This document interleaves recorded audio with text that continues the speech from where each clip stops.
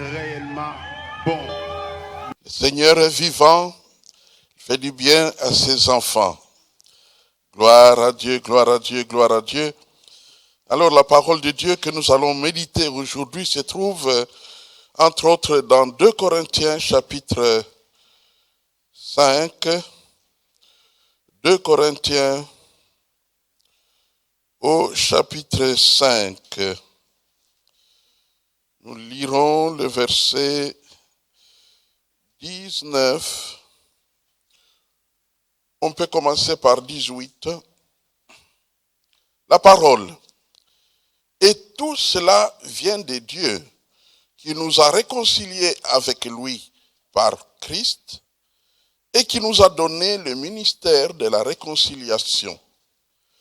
Car Dieu était en Christ, réconciliant le monde avec lui-même, en n'imputant point aux hommes leurs offenses, et il a mis en nous la parole de la réconciliation.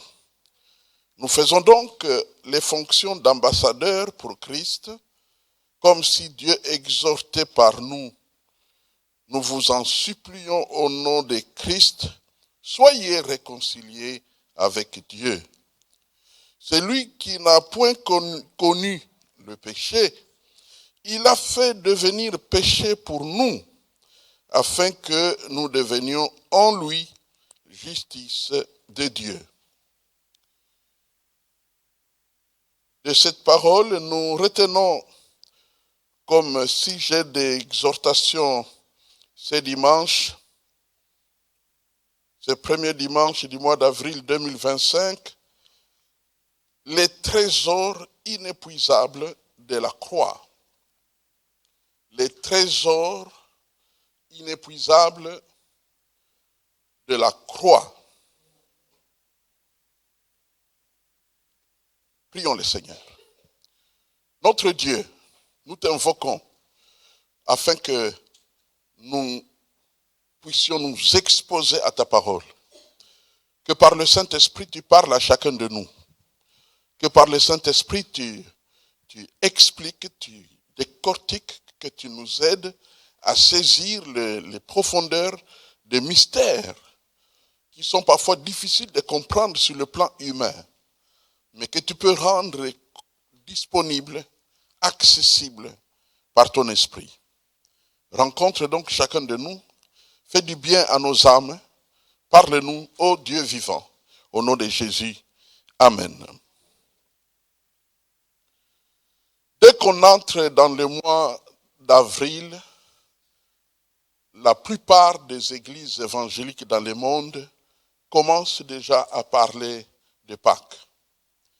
Parce qu'ils considèrent que la Pâque, c'est le lieu pour s'affermir.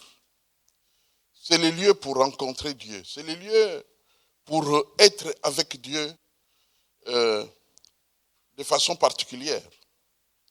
La croix à Golgotha, c'est là où se trouve le secret. Au point que tous ceux qui sont devenus des apôtres, leur particularité, c'est qu'ils étaient témoins là-bas. Et je crois que nous avons tous besoin de porter une grande attention au message de Pâques. Je ne peux qu'encourager chacun de nous, pour autant que faire se peut, de considérer ce mois d'avril comme une véritable convocation sainte pour laquelle nous aurons besoin de prendre au sérieux toutes nos rencontres parce que c'est le temps de faire la provision dans le Seigneur.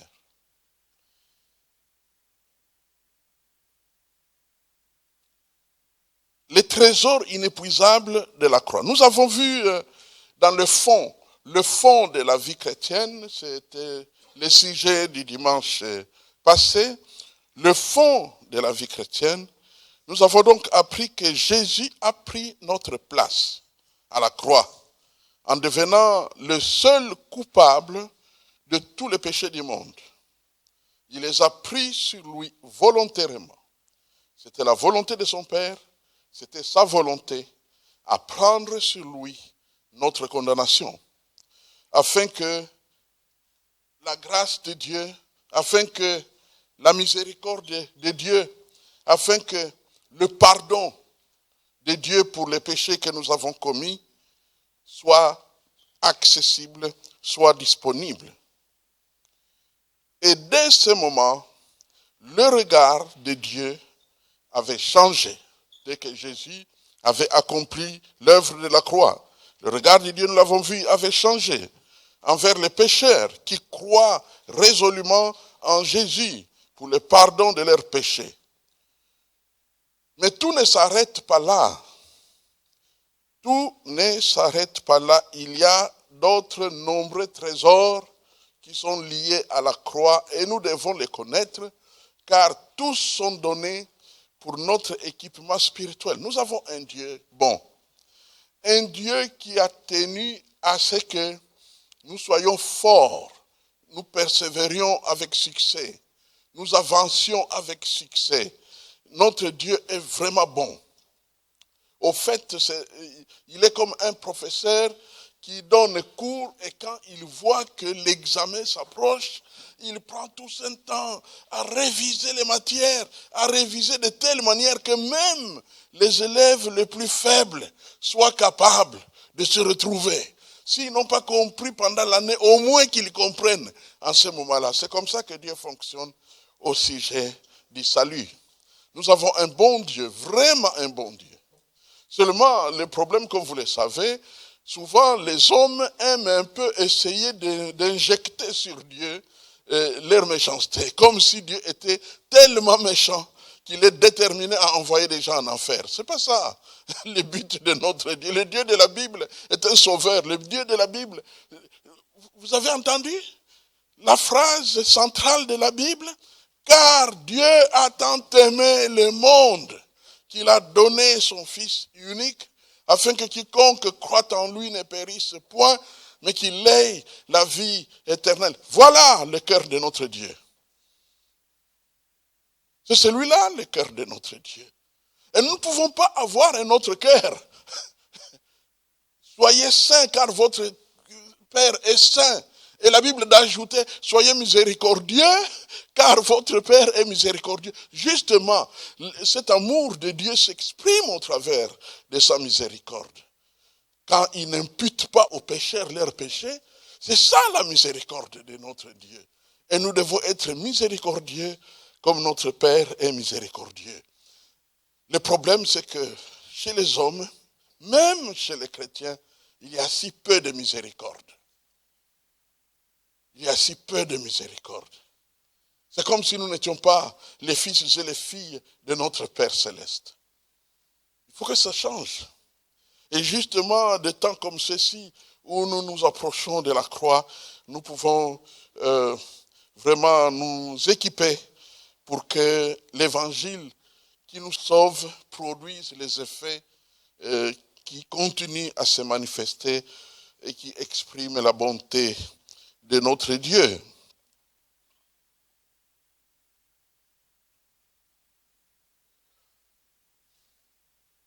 Alors je voudrais juste partager aujourd'hui deux choses principales concernant justement ces trésors que nous trouvons dans la parole de Dieu. La première chose, ou le premier trésor, c'est une relation permanente avec Dieu. Une relation permanente avec Dieu. Nous connaissons tous ce que veut dire une relation. Les couples, c'est une relation. Les enfants, par rapport à leurs parents, c'est une relation. Les amis, c'est une relation. Les collaborateurs, c'est une relation. Quand il y a une relation, il y a une fréquentation. Quand il y a une fréquentation, il y a un climat favorable, un climat paisible, un climat d'amour, un climat d'entente, et ainsi de suite. Eh bien, le premier trésor, ou l'un des grands trésors que nous trouvons dans l'œuvre de la croix, c'est que nous sommes devenus des hommes et des femmes qui sont en relation avec Dieu. Vous avez peut-être déjà vu des panneaux ou des étiquettes chrétiennes. Eh bien, il y a une étiquette qui a circulé à une certaine époque. Dieu existe. Je l'ai rencontré ce matin. Dieu existe, je l'ai rencontré ce matin. C'était quelqu'un qui était en relation avec Dieu. Je suis avec vous tous les jours, tous les jours, tous les jours, jusqu'à la fin du monde. C'est une relation. Notre Dieu est en relation avec nous. Et par conséquent, nous tenons compte de lui. Nous tenons compte de... Vous savez, il arrive des fois dans la famille que l'un ou l'autre, le plus souvent les papas, voyagent. Alors, quand on se réveille, le climat change. Il y a certaines priorités qui sont un peu modifiées. Parce qu'il n'est pas là, il a voyagé. Et puis il est de retour. Quand il rentre, tout change. Le climat change. Les heures, l'emploi du temps et tout ça, le fonctionnement de la cuisine, tout change. Parce qu'il est là. Mais maintenant, imaginez que Dieu est là tout le temps. Il est avec nous tout le temps. Donc c'est ça, la réalité. Nous sommes en relation avec Dieu. Donc en communion avec Dieu. En intimité avec Dieu. Nous lui parlons, il nous parle. Il est là, notre Dieu. Et le mot-clé qui a été lancé dans ce passage que nous avons lu, c'est le mot réconciliation. Il est là parce qu'il y a réconciliation. Il s'est réconcilié avec les hommes au travers de Jésus, au travers de son Fils. Et cette réconciliation qui a lieu entre Dieu et les hommes, c'est une réconciliation qui est rendue disponible pour les hommes et les femmes de partout. Principalement ceux qui sont dans la foi, ceux qui sont dans le Seigneur. Nous sommes en réconciliation avec Dieu, mais cette réconciliation est contagieuse. Elle nous atteint et nous pouvons nous vivre dans la réconciliation les uns avec les autres. Réconcilier avec Dieu. Et la suite du même texte, c'est réconcilier donc les hommes à Dieu et les hommes entre eux. Quand nous lisons dans Éphésiens, au chapitre 4, que dit la Bible? Éphésiens chapitre 4, le verset 32 nous dit ceci. Éphésiens chapitre 4, le verset 32. Soyez bons les uns envers les autres, compatissants, vous pardonnant réciproquement comme Dieu vous a pardonné en Christ. Donc vous voyez que ce que Dieu fait d'office nourrit notre agir les uns vis-à-vis des autres. Au fait, notre Dieu nous rend Dieu. Je mets ça entre guillemets. Notre Dieu veut que son comportement devienne notre comportement. La vie chrétienne, mes frères et sœurs, c'est une richesse humaine incroyable et incalculable. Quand tu es enfant de Dieu, tu n'es pas un être humain comme les autres. Tu es transformé. C'est la raison pour laquelle l'Église a une place centrale dans les vies de tous ceux qui sont dans le Seigneur. Parce que dans l'Église et à l'Église, ils reçoivent et nourrissent en permanence le comportement chrétien. Si on s'éloigne, vous savez, il y a cette image des mânes dans le désert. Les mânes étaient tombés chaque jour pour se nourrir, afin de continuer la route dans le désert. Mais, d'après la Bible, la manne ne pouvait pas être conservée. Non seulement du fait qu'il n'y avait pas de frigo à l'époque, mais Dieu a prévu qu'on puisse la ramasser tous les jours. Et plus d'un a conclu que c'est l'image de la parole de Dieu. Ça se mange chaque jour. Il faut ramasser chaque jour pour avoir la force. Eh bien, c'est exactement ce que nous voyons sous nos yeux. Vous pardonnant réciproquement comme Dieu vous a pardonné en Jésus-Christ. Actes chapitre 2, verset 42, nous parle également de la communion fraternelle, parmi les 4 choses de la pratique ecclésiale, de la pratique de l'Église primitive. 4 choses, l'enseignement des apôtres, la fraction du pain, les prières, mais il y a la communion fraternelle qui joue le rôle effectivement de cette vie de réconciliation. Et d'ailleurs, dans le message de communion fraternelle, il y a parfois le frottement. Mais un frottement d'où l'on sort victorieusement. Parce qu'on est en Christ. On est en Christ et cela nous donne une grande victoire par la grâce de notre Dieu. Ne pas se réconcilier pour guérir les relations, eh bien Dieu restera contre nous. C'est ça le problème. C'est que Dieu envoie un message de réconciliation, mais il faut que nous tous nous répondions à ces messages de réconciliation en visitant Jésus à sa croix, en disant à Jésus, prends-moi. Pendant que j'étais en train de méditer cette nuit, j'étais curieusement attiré par l'image de cet autre monsieur, ou ces 2 messieurs qui étaient crucifiés ensemble avec le Seigneur. Et je me suis dit, mais on n'a pas toujours pensé que celui à qui Jésus dit, tu seras avec moi au paradis aujourd'hui, a vraiment expliqué ce qu'il faut faire. Puisqu'il dit, après avoir reproché à son collègue co-détenu, il retourne vers Jésus. Et il lui dit ce que nous devons dire à Jésus. Il lui dit, Seigneur, souviens-toi de moi quand tu reviendras dans ton royaume. Mais c'est riche. Ça veut dire, accepte, fais-moi entrer dans ta mort. Je veux partager ta mort afin que tu te souviennes. Aie moi dans ta tête pendant que tu meurs. Garde-moi dans ta pensée pendant que tu meurs pour les péchés. Garde-moi. Donc, c'est perdu, c'est méchant, c'est coupable. Il dit à Jésus, je veux être avec toi dans ta pensée. Mourir avec toi pour vivre avec toi. Souviens-toi de moi. Souviens-toi de moi. Fais appel à la mémoire. Souviens-toi de moi veut dire, je veux qu'on soit ensemble. Il veut être ensemble avec Jésus-Christ.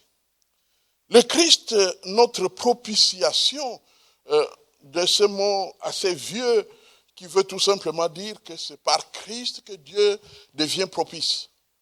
C'est-à-dire, Dieu peut nous accueillir. Dieu peut ouvrir la porte pour que nous entrions. C'est par Christ. C'est ça, la propitiation. Notre propitiatoire.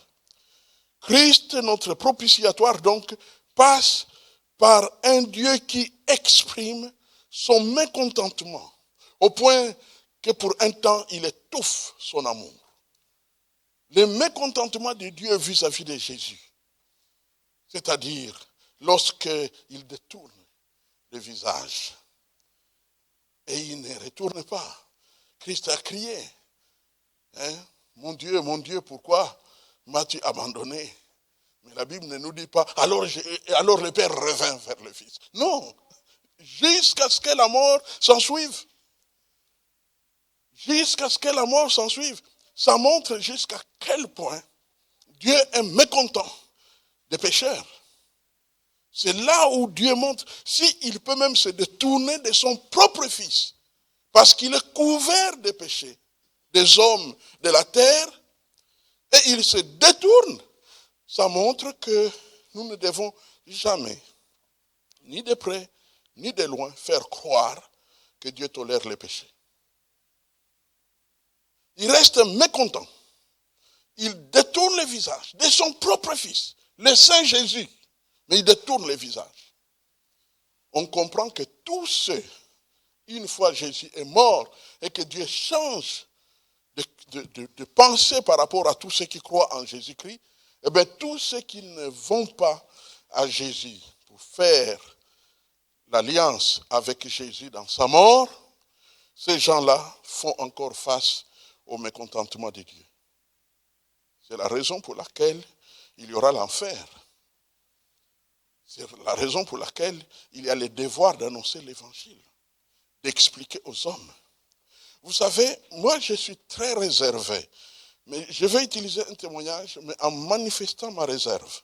S'il vous plaît, ne faites pas des témoignages qui sont donnés par ceux qui ont connu la mort clinique et qui sont revenus et qui ont vu des choses. N'en faites pas une deuxième Bible. Ne faites pas croire et ne croyez pas que non. D'ailleurs, c'est lui qui était mort là et qui est ressuscité. Oh là là, il a vu ça. Et il y a même des gens qui sont allés en enfer parce qu'ils n'ont pas donné la dîme. Non. Écoutez, nous devons être très prudents d'ouvrir une deuxième Bible. Et comme par hasard, tous ces témoignages sont en train de venir au moment où YouTube paye tous ceux qui envoient des choses qui attirent l'attention. Alors moi, je deviens prudent quand je vois ça, parce qu'on ne sait pas derrière un témoignage qui n'a pas lu 4, 5, 6 témoignages, a fait la synthèse d'un savant et a produit un nouveau témoignage pour que les gens s'attachent à cela. Maintenant, après cette parenthèse, je peux tout de même attirer l'attention sur le fait que le plus souvent, plusieurs parmi ces gens qui sont revenus de ce côté-là, certains sont surpris quand on leur dit qu'ils devraient aller en enfer. Mais non, c'est pas possible. Mais non, je ne peux pas aller là-bas. Et puis il y a trop de gens là, mais pourquoi?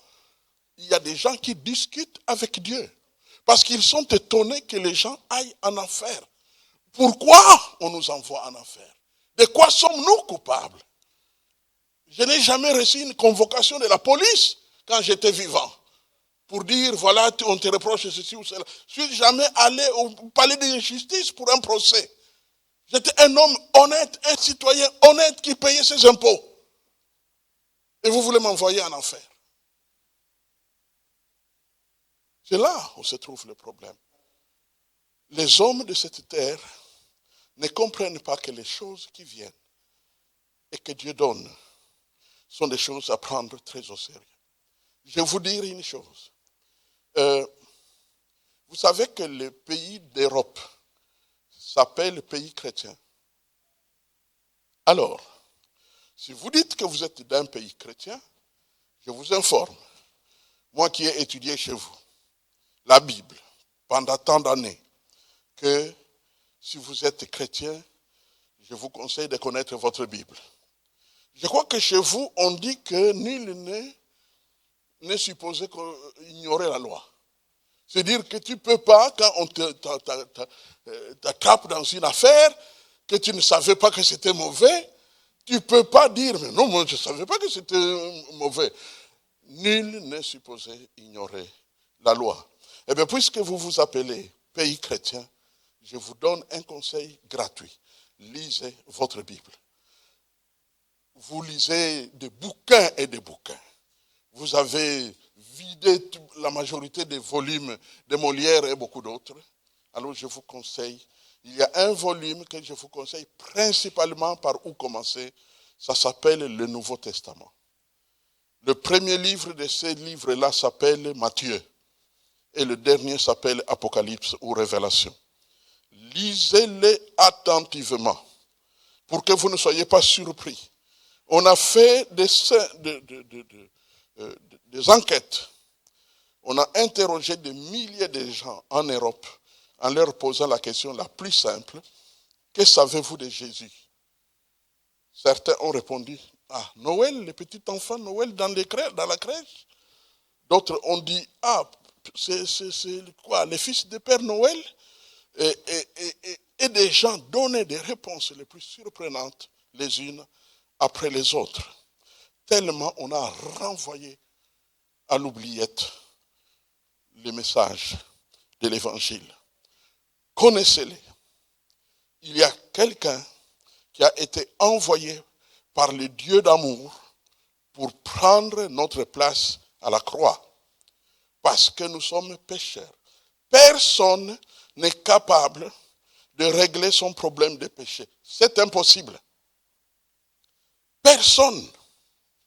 C'est la raison pour laquelle être un peuple qui accuse souvent les autres parce qu'ils ont commis des péchés, on doit être un peuple maudit pour réfléchir comme ça.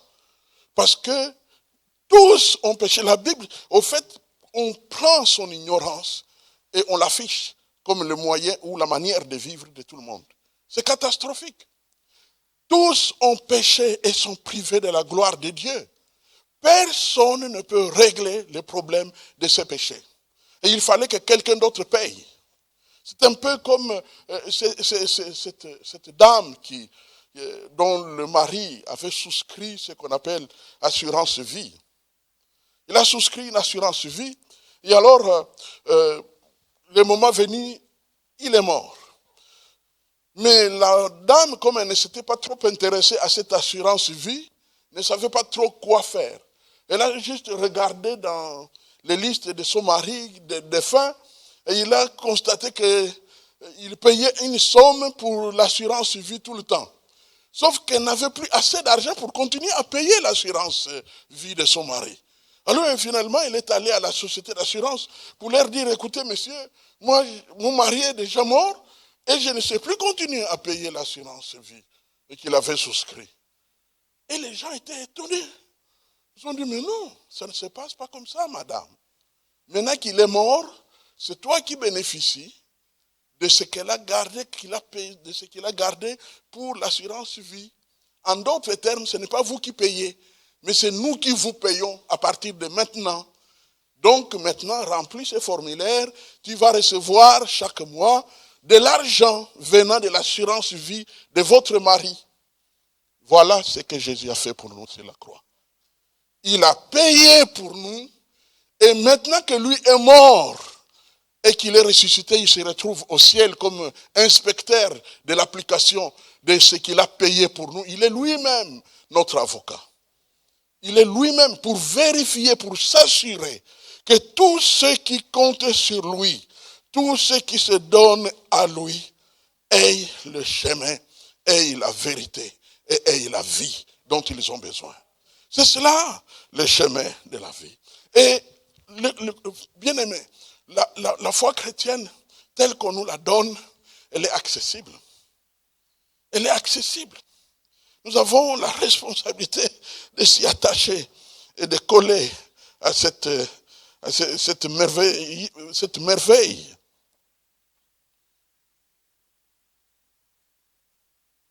Pour tous ceux donc qui ont placé leur demande de se livrer à Dieu, du pardon, d'être sauvés par Jésus, en se donnant à lui en toute humilité, eh bien, c'est ceux-là qui sont sauvés. Mais ceux qui n'ont pas supplié avec humilité d'être accueillis dans la mort de Christ et dans sa résurrection, ils n'ont pas d'intermédiaire. Et comme ils n'ont pas d'intermédiaire, et donc la colère de Dieu est encore valable pour eux. Il faut que tu te donnes à Jésus-Christ. Les jours où les hommes et les femmes d'Europe comprendront ce dont je parle, les temples seront pleins et il n'y aura plus de place. C'est dommage que les temples de ceux qui font rire sont pleins. Plus tu sais rire, et plus tu remplis de salles, et plus tu deviens riche. Et là, il n'y a personne qui viendra te dire, mais celui-là qui fait rire, il mange comment? Comment est sa maison? Quelle voiture il roule avec? Personne ne se moque de lui. Personne ne dit, mais il s'enrichit sur nos rires, parce qu'on vient l'écouter. Personne. Vous voyez jusqu'à quel point le monde est dangereux. On a répandu de telles idées sur les églises. Aux églises, c'est la manipulation. Aux églises, c'est carrément les pickpockets. Aux églises, oh là là. Les églises, c'est le lieu de la vie. C'est Jésus qui a bâti l'église. Il a dit pour chaque chose qui se trouve dans le milieu chrétien, c'est tiré de la Bible. Jésus a dit, je bâtirai mon église et les portes de séjour de mort ne prévaudront point contre elle. Donc, le Seigneur a suscité l'église. C'est pourquoi je vous dis la vérité, mes frères et sœurs. Je ne cours pas après la croissance de l'église parce qu'elle va croître. Pourquoi il va croître? 1, Jésus. Pourquoi il va croître? 2, le ciel. Pourquoi il va croître? 3, il n'y a rien d'autre où aller. Nulle part autre où aller, si ce n'est à l'église. Nous sommes au terminus, bien-aimés. Nous sommes au carrefour de la vie. Nous sommes au seul hôpital où on explique comment mourir avec succès. Amen.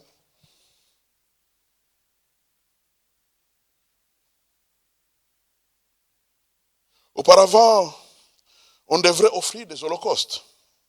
C'est-à-dire, selon les moyens de chacun, un bœuf, un mouton, un pigeon, offrir, brûler, afin d'atténuer les effets et les conséquences des péchés. Ça, c'est dans l'Ancien Testament. Mais maintenant que Jésus est mort sur la croix, le sacrifice ultime a été donné. Et donc, ce n'est plus nécessaire de payer un autre sacrifice. Jésus s'offre à la mort et nous n'avons plus besoin de mourir.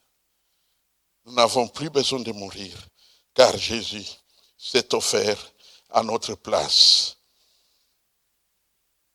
Seul le souverain sacrificateur qui devrait aller entrer dans le tabernacle, dans le Saint des Saints, pour solliciter la faveur divine pour le peuple.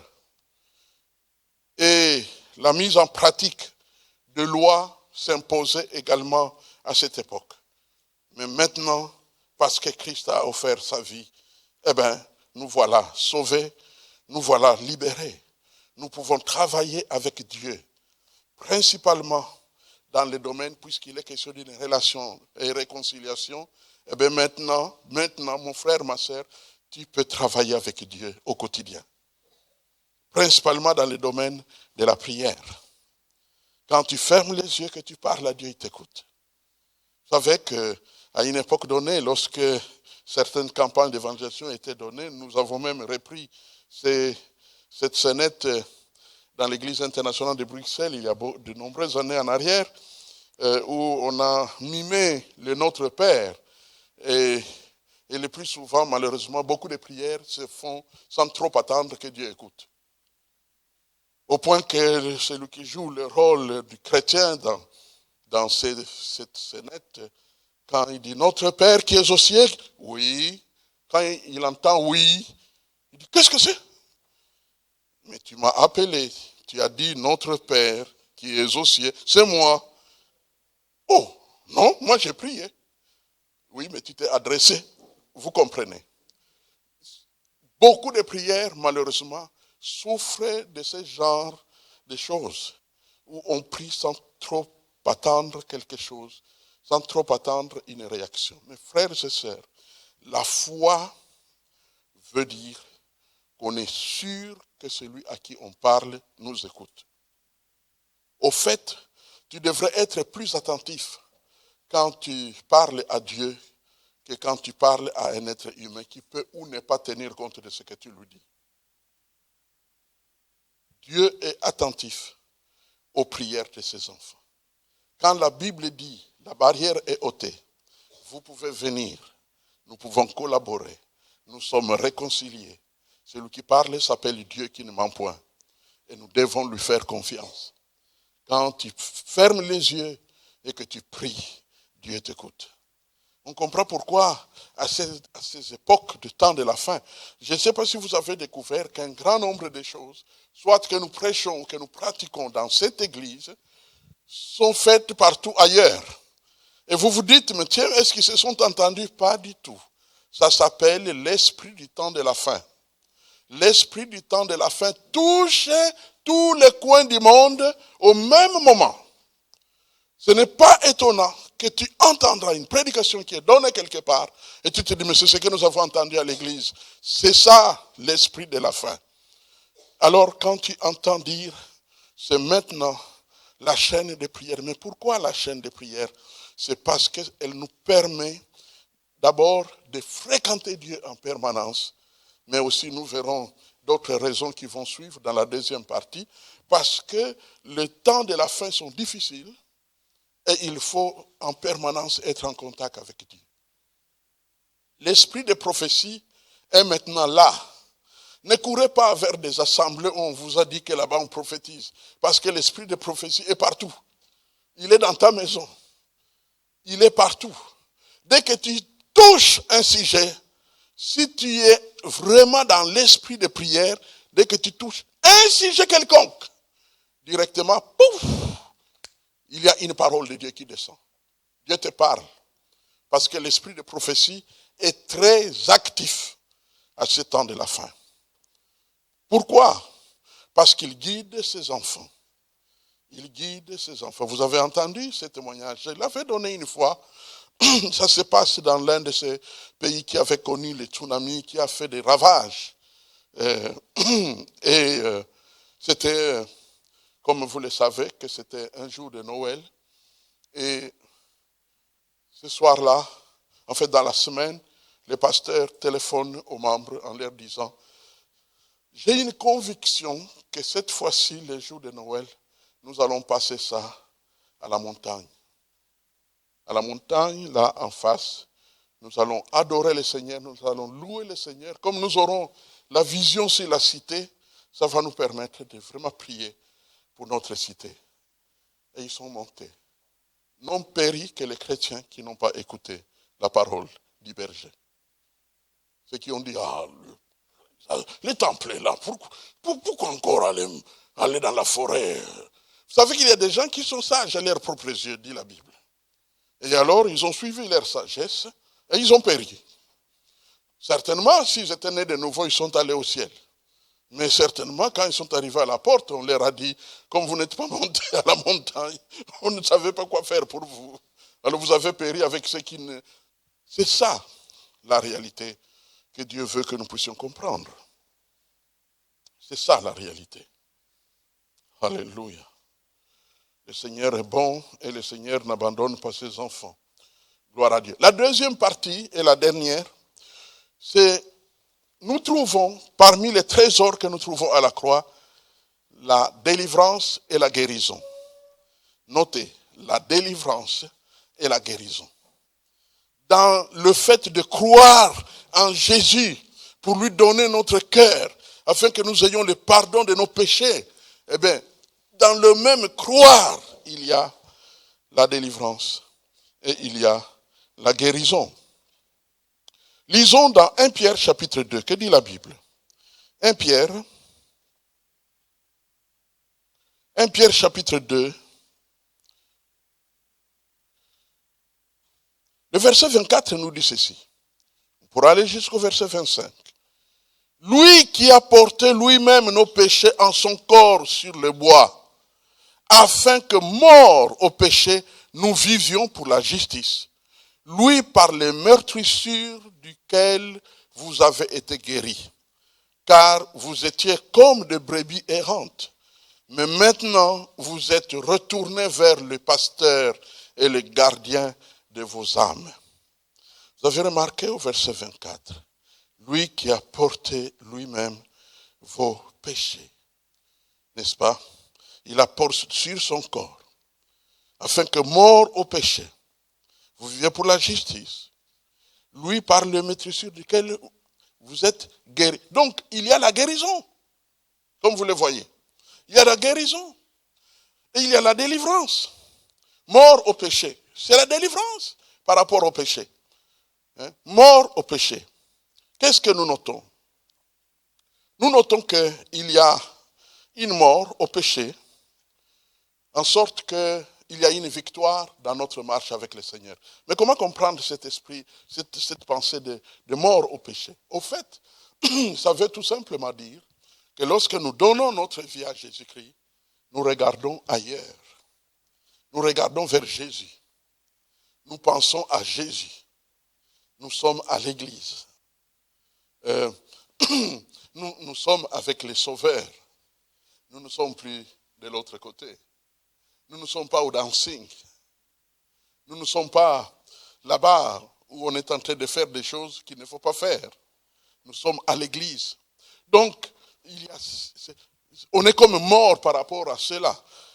Un jour, j'ai entendu une dame qui chantait un cantique que ne me cherchez plus là-bas. parce que je ne suis plus là-bas. Elle a changé d'adresse. On change d'adresse, effectivement. On change d'adresse. C'est le témoignage de Nziye Obaker, Samuel. Lorsque il vient au Sauveur, il avait des casseroles, comme tout le monde d'ailleurs. Il est venu avec des casseroles. Et une des casseroles, c'était une bonne dame qui l'entretenait à part sa femme. Et évidemment, quand il a donné sa vie à Jésus-Christ, il a disparu. Et la dame s'étonnait. Oh, mais on ne le voit plus. Qu'est-ce qu'il est devenu? Et puis un jour, vous savez, quand vous êtes à Edéya et que vous voulez aller du côté de Douala, il y a un pont. Alors, au Baker, je ne savais pas qu'il y avait une Camerounaise de Edéya qui est en train de m'écouter pendant que je parle. J'ai totalement oublié. Alors, eh bien, Samuel s'engage, il avait un vélo, il est en train de pédaler, et puis il entre dans le pont. Et qu'est-ce qu'il voit là au fond? C'est la dame, qui elle aussi vient de s'engager dans le pont. Et puis il s'est arrêté. Et la dame a crié, ah, il y a longtemps, hein? Et directement, Obaker tourne le vélo et roule dans le sens contraire. Pourquoi? Parce qu'il était ailleurs. Amen. Mort au péché. Il y a une force, quand tu reçois Jésus, il y a une force qui te permet de vaincre le péché.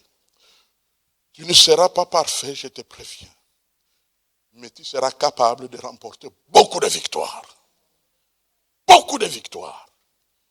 Beaucoup de victoires. Il y a des choses que tu ne toucheras plus jamais jusqu'à ta mort. Beaucoup de victoires. Le jour où j'ai reçu le Seigneur, le Sauveur m'a trouvé avec le chanvre et plusieurs sortes de cigarettes. À cette époque-là, vous ne connaissez pas les cigarettes de cette époque. Il y avait même des cigarettes, dès que tu la fumes le matin, tu sens mauvais toute la semaine. Cette cigarette s'appelait Simba.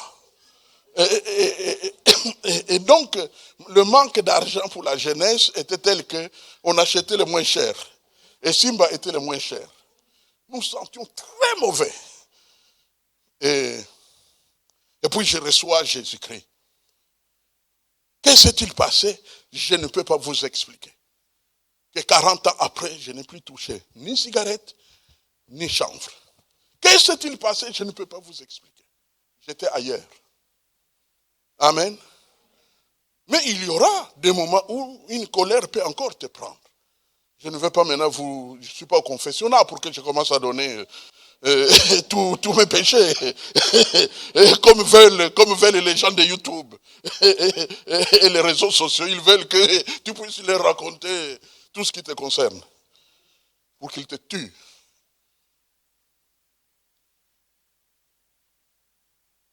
Nous pouvons donc nous libérer de nos mauvaises habitudes dont nous n'arrivons pas à nous débarrasser. En pratique, on offre à Dieu nos membres comme des instruments de justice. Et c'est ce que nous pouvons encore lire dans Romains au chapitre 6. Romains chapitre 6.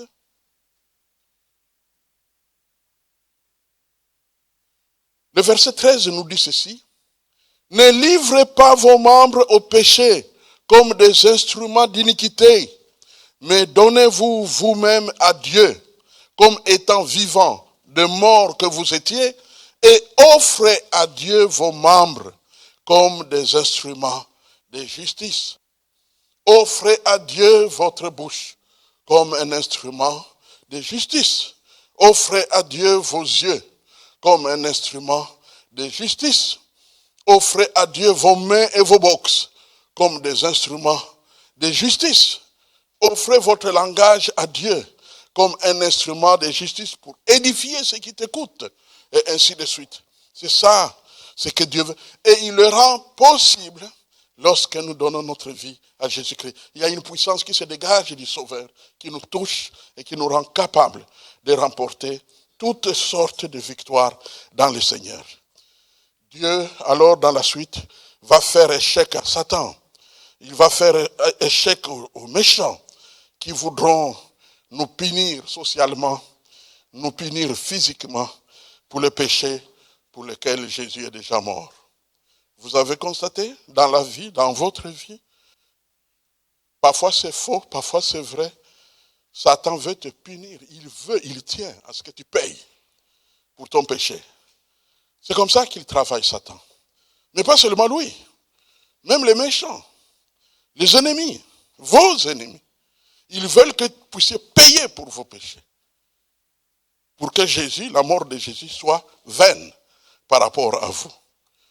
N'acceptez pas ça, pour autant que faire se peut. Certains, malheureusement, passeront par des temps difficiles où ils peuvent être persécutés et même souffrir, soit pour le mal vrai, soit pour le mal faux. Vous savez qu'il y a eu des massacres, des massacres des chrétiens à une époque donnée, à la fin du 1er siècle, pour autant que je m'en souvienne, sous Néron. Et sous Néron, cet empereur, il a massacré les chrétiens. Et vous savez quelle était l'accusation? C'est parce qu'ils sont cannibales. C'est-à-dire le fait qu'on dit, voilà, le pain, c'est le corps de Jésus-Christ que nous mangeons à la Sainte Seine. Alors Néron a accusé les chrétiens qui sont des cannibales. Ils mangent la chair de leur chef Jésus. Donc il y a toutes sortes d'idées et de pratiques que Satan et les ennemis suscitent pour essayer d'agir sur l'ignorance. Mais nous, on est prévenus. Nous savons que nous réglons. C'est la raison pour laquelle, quand vous lisez même dans l'Ancien Testament, dans les psaumes, vous verrez que dans les psaumes où le roi David parle de ses péchés, de son expérience du péché, il dit, j'ai péché contre toi seul. Il y a cette expression, toi seul. Et pourtant, il peut y avoir des gens impliqués dans le péché, dans le mal qui a été commis. Mais David, inspiré par le Saint-Esprit, dit, j'ai péché contre toi seul. Cela veut dire que le péché, tu le règles avec le Seigneur. Il y a des gens qui t'attendent pour que tu règles avec eux, alors qu'eux-mêmes ont leur propre péché qu'ils ne veulent pas régler avec toi. Alors, tu dois être sage, tu dois être prudent pour savoir jusqu'où tu peux aller et jusqu'où tu ne peux pas aller. Ne vous mettez jamais dans des catégories, ni dans des convois, ni dans des rangs des gens qui jugent les autres en se faisant passer comme des gens qui n'ont pas de problème eux-mêmes. La miséricorde, justement, cela veut dire que nous reconnaissons que nous sommes faibles et que nous avons besoin de la grâce de Dieu. La délivrance, bien-aimés, c'est contre des puissances. Il y a des démons en circulation. Satan a répandu des esprits qui agissent partout. Dans les crèches, dans les écoles, dans les moyens de transport, dans les rues. Lorsque nous pratiquions la délivrance d'une manière particulière, vous savez, quand vous entrez nouvellement sur un territoire, vous aurez affaire à beaucoup de démons. À beaucoup de démons. Donc nous n'avions pas de réunions sans démons. Même dans nos baptêmes, on plonge quelqu'un dans le bain dans les eaux du baptême, les démons se manifestent. Donc il y avait des délivrances très fréquentes. C'était vraiment notre travail qu'on devrait faire pour aider plusieurs à être délivrés. Eh bien, ça fait partie des trésors que nous trouvons à la croix. La délivrance. Si tu as touché à l'occultisme, tu as pratiqué la sorcellerie, ou on a pratiqué la sorcellerie sur toi, ou tu as touché des choses et que tu sens des histoires, tu as des attaques dans ton corps, quand tu dors, tu vois des histoires qui se répètent de façon bizarre, et ainsi de suite. Savez-vous qu'il y a des gens qui étaient condamnés? J'ai prié dans notre travail avec l'EIB, des personnes, principalement des dames, qui étaient condamnées, numéro 1, à ne jamais se marier. Jamais. Numéro 2, à ne jamais avoir des enfants. Numéro 3, à ne jamais avoir un diplôme ni un emploi. Ils étaient condamnés par la sorcellerie. Et il y avait des confrontations. Il y avait des guerres. Et quand une fois ils étaient délivrés, des choses pour lesquelles ils étaient condamnés ne pouvaient plus les condamner. Ils étaient libérés, ils pouvaient se marier, ils pouvaient avoir des enfants, et ainsi de suite. C'est ça ce que Dieu peut faire lorsque nous venons à lui. Il nous délivre. Il donne la victoire. Lorsque tu vois ce genre de choses bizarres qui se passent dans votre vie et que vous ne savez pas expliquer, approchez les serviteurs de Dieu. Nous sommes là pour vous servir. Même si nous ne faisons plus de réunions spectaculaires pour ne faire que la délivrance, eh bien, on peut le faire dans la cure d'âme. C'est le lieu approprié pour faire la cure d'âme. Quand la sagesse est arrivée, nous avons mis la délivrance à son bon endroit. Parce qu'aux États-Unis, notre manque de sagesse commençait à donner du fil à retordre à des foyers, à des familles, à des couples. Parce que nous allons à l'église et puis dès que je me mets à prier, il y a des gens qui commencent à tomber et puis il y a un monsieur qui regarde sa femme qui tombe, qui roule par terre. Et dit, oh, moi je ne savais pas que j'ai épousé une femme qui a des démons.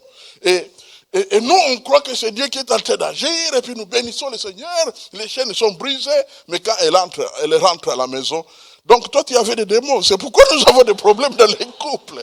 Et ainsi de suite. Heureusement, Dieu a donné la sagesse, il faut mettre les choses à sa place. On ne peut plus faire des choses spectaculaires, ce n'est pas ce qui est nécessaire, c'est simplement le manque de sagesse qui poussait à faire des choses de ce genre. La délivrance. Voici Marc chapitre 16. Et voici les miracles qui accompagneront ceux qui auront cru. À mon nom, ils chasseront les démons. Ils imposeront les mains aux malades et les malades seront guéris. Frères, sœurs, je vais vous dire une chose. Quand tu es dans le Seigneur et que tu es malade, quand tu es dans le Seigneur et que ton enfant est malade, quand tu es dans le Seigneur et que ton frère, ton mari, ton époux est malade, quand un frère t'appelle et te dit qu'il est malade, prie profondément, sincèrement et honnêtement, demande à Jésus de le guérir. Tu seras surpris. Peut-être pas la première prière ni la deuxième, mais tôt ou tard, tu seras surpris. Des hommes et des femmes commenceront à te dire, mais la douleur a quitté. Mais les maux étaient terminés sur le coup. Et ainsi ils seront surpris. Ce n'est pas toi le puissant. C'est ta relation avec Dieu d'où provient la puissance. Alors ne te glorifie pas et surtout ne va pas louer une salle pour faire une église. Reste calme. Le Seigneur a fait son travail et sois humble. Rends grâce à Dieu parce que c'est lui qui accomplit toutes ces choses. Alléluia. Toutes maladies peuvent être guéries. Pourquoi? Parce nous plaçons notre foi dans les maîtrisures de Christ. Nous plaçons notre foi dans les nouvelles expériences de guérison. Pourquoi je parle de nouvelles expériences de guérison? C'est parce que la grande majorité des chrétiens ont essayé de prier dans le passé pour des guérisons qu'ils n'ont pas obtenues.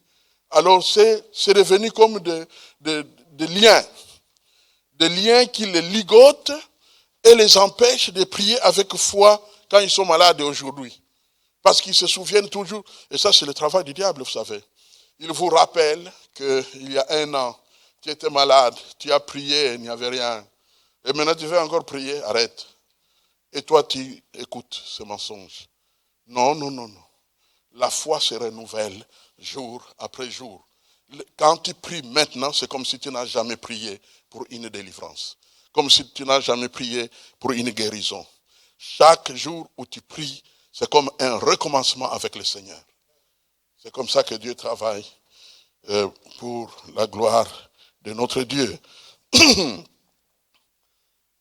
Restaurer notre confiance et notre estime dans les serviteurs et les servantes que Dieu nous donne. Ici, je parle de l'onction. Quand Dieu appelle un homme, une femme au ministère, il lui donne, à part le don spirituel, il lui donne une onction qui l'accompagne. Cette onction-là n'agit pas quand on n'a pas confiance dans le serviteur ou dans la servante de Dieu.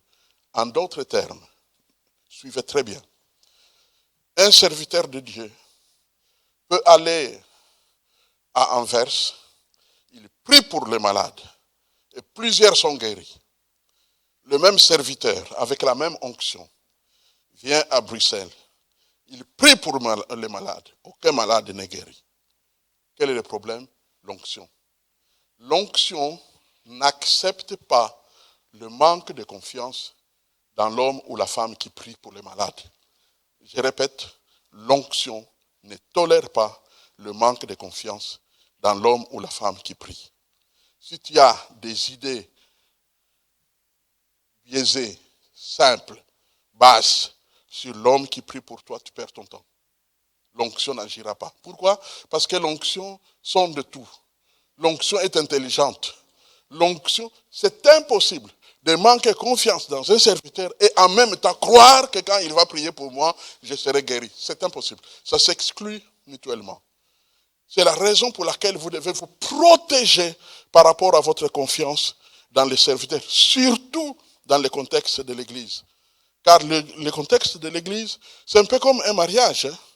On y vit longtemps. Vous avez remarqué? Vous qui êtes là depuis 20 ans, vous qui êtes venu à l'EIB avec des cheveux tout noirs, mais maintenant vous en avez un peu de blanc. Vous avez constaté? On y reste longtemps. Hein. Eh bien moi, je vous dis que j'ai commencé ici en 85. Hein, comptabilisé, nous sommes en 2025. 40 ans. Comme c'est en long, donc c'est long, protège ta confiance. Mais comment protéger ma confiance et mon estime pour les serviteurs que Dieu me donne? Surtout quand on vit ensemble comme ça pendant des années et des années. Tôt ou tard, des fautes seront vues. Alors, comment protéger ma confiance? C'est très simple. Je vais vous dire une chose. Vous savez les choses telles que la chaîne de prière. Il y a des sujets pour lesquels prier pour les serviteurs de Dieu. Quand vous priez pour quelqu'un, le Seigneur purifie votre cœur par rapport à ce quelqu'un et crée une communion divine. On appelle ça connexion divine avec ce quelqu'un pour qui tu pries. Amen. Et de la sorte, tu es protégé. De la sorte, tu es protégé. Et si un jour, tu es vraiment coincé de telle manière que ta confiance dans l'homme de Dieu, la femme de Dieu, est vraiment mise en cause, va le voir. Amen. Si ton frère, ta soeur a péché contre toi, qu'est-ce que tu dois faire, dit Jésus? Va le voir. Pour lui dire, je suis désolé papa, voici la chose qui me fait mal par rapport à toi. Vous savez, j'ai pratiqué cette chose. Au début, ça me faisait très très mal à pouvoir le faire. Aller voir quelqu'un pour lui dire que j'avais des motifs contre lui, ça me faisait tellement mal. Je préférais me taire et prier à distance. Sauf que quand tu n'es pas vraiment guéri et que ça revient, tu es foutu. Donc, je n'avais plus de choix. Un jour, c'était un frère. Ah, c'est la bonne époque de parler de Toutier. C'était un frère Toutier avec qui on travaillait au campus pour Christ. Je dis même son nom, Laurent Mbanda. Laurent Mbanda, chaque fois je le voyais avec une certaine sœur dans l'enclos des campus pour Christ. Je dis, oh, c'est normal, frères et sœurs en Christ. Et puis, à un moment donné, j'ai constaté qu'il n'était avec cette sœur que quand le mari n'était pas là. Alors là, ça a commencé à attirer mon attention.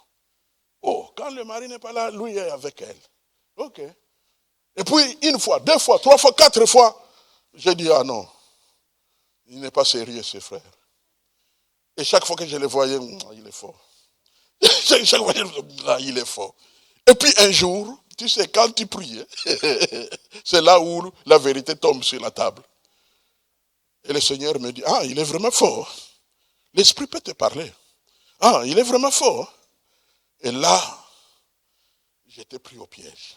Que dois-je faire? J'ai commencé à prier. Non, Seigneur, je ne crois pas qu'il est fort. Certainement une chose que je ne comprends pas, toi tu comprends. Alors je te loue, et ainsi de suite. Mais quand je les voyais, il y avait quelque chose qui n'allait pas. Pour finir, comme un peu un condamné à mort, je suis allé les voir. Pour lui dire, mon frère, je voulais te voir si tu as un peu de temps pour moi. Il a dit oui. Quand tu vas, sois clair et direct, ne sois pas philosophe. Donc, je lui ai dit, mon frère, chaque fois que je te vois avec la femme du frère tel, vous marchez, il n'y a pas de mal. Je ne vous ai jamais vu dans une position mauvaise. Sauf que j'ai constaté que c'est quand l'homme n'est pas là que tu es avec elle. Et ça ne m'a pas édifié. J'ai lutté pour prier pour que je ne vienne pas te voir. Ça, je te l'avoue. Mais apparemment, je devrais venir. Donc, pardonne-moi d'avoir eu de mauvaises pensées, si c'est faux. Et s'il y a un mal là-dedans, mon frère, je t'encourage à être prudent. Il s'est tué pendant un temps. Et puis il a dit, tu sais, frère Kibutu, je ne te connaissais pas. Mais aujourd'hui, je te connais. Je sais que tu es un frère sincère. Et je glorifie le Seigneur. Bon, venons-en à nos moutons. Au fait, et c'est là où j'ai appris pour la première fois l'existence de Hutu et de Tutsi. Il m'a dit, moi je suis Tutsi. Eux sont des Hutus. Chez nous au pays, on ne s'entend jamais. Maintenant, nous nous sommes retrouvés ici où on doit manger ensemble, être partout ensemble. On s'est posé la question, qu'allons-nous faire? Et nous avons décidé ensemble avec le couple que nous allons vivre comme une famille. Et c'est la raison pour laquelle tu me vois souvent. Ce n'est qu'un hasard, le fait que tu aies vu que le mari n'était pas là. Alors il a tiré le tiroir et il a sorti une photo d'une belle Tutsi. Il m'a dit, tu vois cette fille, c'est ma fiancée. Je l'aime beaucoup.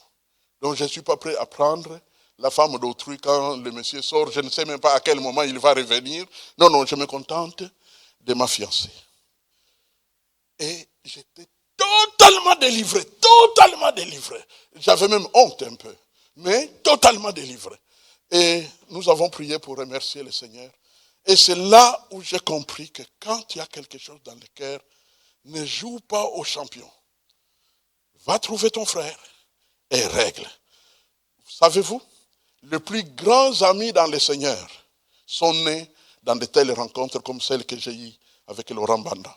Parce que dans la suite du temps, on est devenus des grands amis. Voyez-vous ce que Dieu peut faire? Amen. Donc nous devons vraiment veiller, alors vraiment veiller, quand nous marchons avec notre Dieu. Pour que l'onction puisse couler jour après jour. Et c'est la raison pour laquelle je reviens pour terminer sur la chaîne de prière.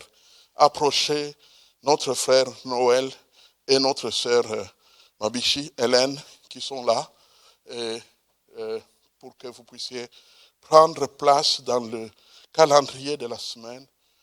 J'ai donné un guide pour la chaîne de prière. C'est un guide assez long, mais qui vous permet de prier. Chaque moment de prière doit prendre au moins 30 minutes, tout au plus 1 heure. Ne faites pas de sprint, c'est vraiment au fur et à mesure.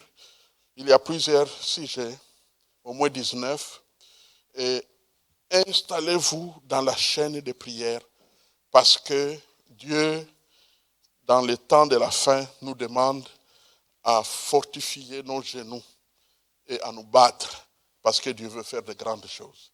Alléluia. Prions le Seigneur. Père Tout-Puissant, merci de tout cœur pour le temps que nous venons de passer pour partager ta parole.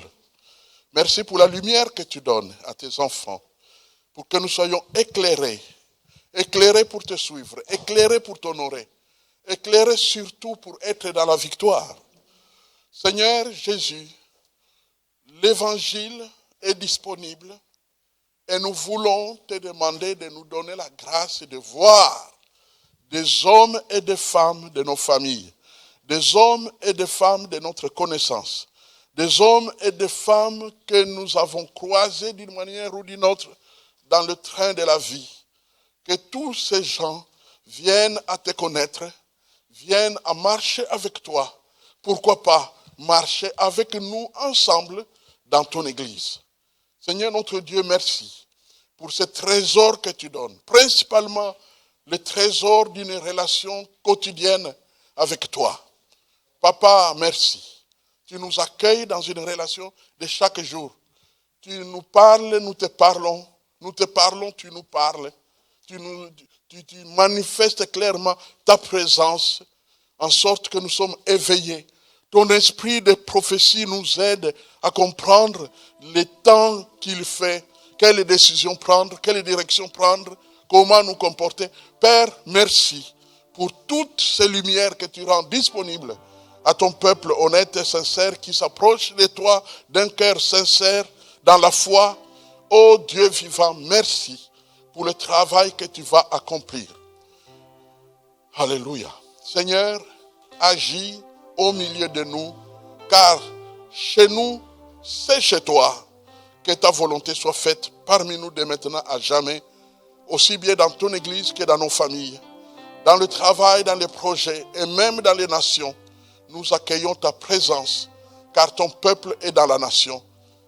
Sois dans la nation avec ton peuple. Au nom de Jésus, le roi des rois et le Seigneur des seigneurs. Amen. Gloire à Dieu.